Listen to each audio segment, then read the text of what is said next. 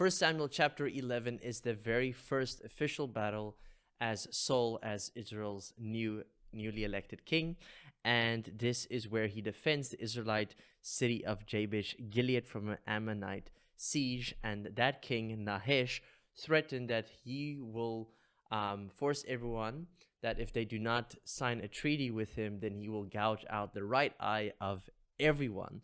And of course, this sent panic to the people who heard it, and Saul and his men said, give us 7 days so that we can send out a message to everyone to warn them about it. And then it's like, okay, cool, I'll give you those 7 days.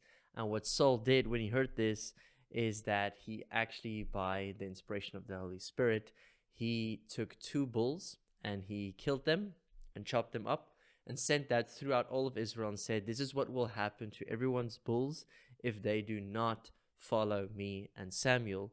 And just like that, using the fear of the Lord, in this case, 300,000 people showed up to go and fight this battle, which is an insane amount of people.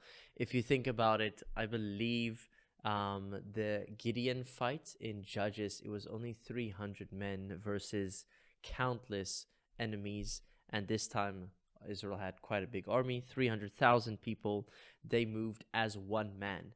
And it's kind of ironic to me because the one guy, he threatened them by fear that if you don't sign this treaty with us, if we don't get our will, then we will gouge out the right eye of everyone. And then Saul also uses fear in a way to motivate the people, which I kind of find ironic, but I do know that this is one to do with mobilizing them to fight for the people of Israel, to fight for the people of God.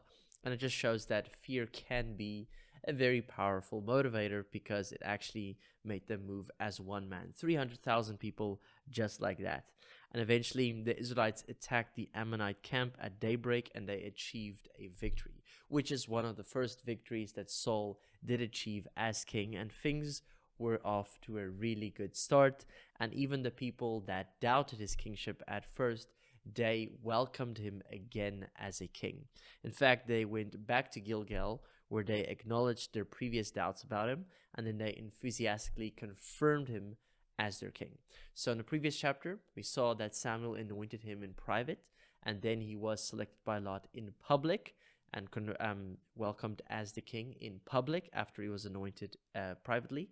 And now this third instance, after his first battle that was successfully won, they confirmed him and welcomed him again as king. So that's like 3 different times where he was anointed privately, selected publicly, and confirmed again after his first battle.